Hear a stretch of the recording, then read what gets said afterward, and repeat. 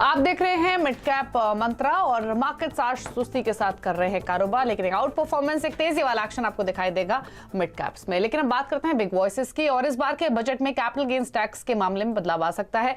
CNBC आवाज के साथ एक्सक्लूसिव बातचीत में रेवेन्यू सेक्रेटरी तरुण बजाज ने कहा कि कैपिटल गेन्स टैक्स को आसान बनाने की जरूरत है। सरकार को इस मामले में कई सुझाव मिले हैं। आखिर आपकी जो कोशिश है कैपिटल गेन्स की गुत्थी को सुलझाने की, वो कहां तक पहुंची है और क्या हम इस बजट में आता हुआ देख सकेंगे? देखिए, मंजिल तक पहुंचाने का काम अब मेरे जो सक्सेसर हैं उन पर है, तो देखना पड़ेगा कि वो इसको 1 फरवरी को उजागर करते हैं या नहीं करते हैं। लेकिन कैपिटल गेन्स पे स्टडी किया गया है और कुछ हमें मीडिया से और बाहर से भी इसके रिस्पॉन्सेज मिले हैं। तो ये देखने की बात है कि इसमें कितना कुछ इसमें पॉलिसी इंटरवेंशन आता है या नहीं आता है, तो ये तो बजट ही बता पाएगा। जी, जहाँ तक कई सारे इक्विटी हो, गोल्ड हो, चाहे रियल एस्टेट हो, अलग अलग टाइम फ्रेम है कैपिटल गेन टैक्स समझने के लिए, तो ये नॉर्मली लोगों को काफ़ी परेशान करती है। आपका क्या विचार है? आपने जो स्टडी करी, आपको क्या लगा कि इसमें क्या होना चाहिए? नहीं, आपकी बात सही है, इसका सिंप्लीफिकेशन होना चाहिए। अगर सिंप्लीफिकेशन होना चाहिए तो इतनी सारी जो बकेट्स बना रखी हैं, जैसे कि आपने अभी फरमाया, तो क्या हम उन बकेट्स को कम कर सकते हैं?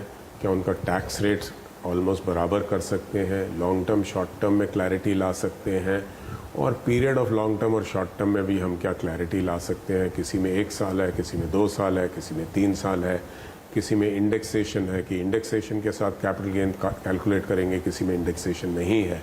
तो यही चीज़ें पेचीदगी इसमें पैदा करती हैं, जिसको कि आवश्यकता है कि इसमें कुछ करने की ज़रूरत है।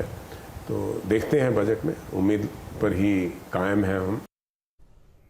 तो ये आपने सुनी एक्सक्लूसिव बातचीत तरुण बजाज के साथ, और कैपिटल गेन्स टैक्स को लेकर कई सुझाव मिले हैं। हम देखना होगा बजट में क्या डिसीजन इसको लेकर आता है। लेकिन चलिए अब खिलाड़ी नंबर 1 का अपडेट ले आते हैं आपके सामने। और इस हफ्ते एंजल 1 के समीर चौहान, एलकेपी सिक्योरिटीज के रूपक डेर, कोटक सिक्योरिटीज के अनमोल अठावले के बीच मुकाबला हो रहा है। पहले तो अपडेट दिखा देते हैं। रूपक डेर ने एग्जिट किया है मॉयल से 184 का, हालांकि इनके टारगेट थे 163 पर इन्होंने एग्जिट की है अपनी पोजीशन। इनके स्टॉप लॉस 159.8 के थे।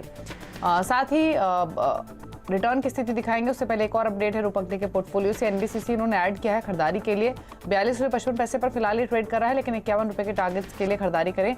41.40 का रखें स्टॉप लॉस। तो ये अपडेट अब दिखाते हैं रिटर्न की स्थिति। अब कल तक हमने देखा था अमोल अठावले लीड करते हुए, वही स्थिति फिलहाल बनी हुई है। 5.5% के रिटर्न उनका पोर्टफोलियो दे रहा है। बाकी समीर चौहान और रूपक डे दोनों का पोर्टफोलियो नेगेटिव रिटर्न्स लेंड कर रहा है 1.5 से 2% के आसपास के। तो फिलहाल लीड करते हुए अमोल अठावले। रुक रहे हैं इसी के साथ एक ब्रेक के लिए। ब्रेक के उस पार आप देखिए न्यूयॉर्क कंपनी में आज बातचीत करेंगे यूनिपार्क्स इंडिया के सीएमडी गुरदीप सोनी से। एक ब्रेक के बाद नमस्कार।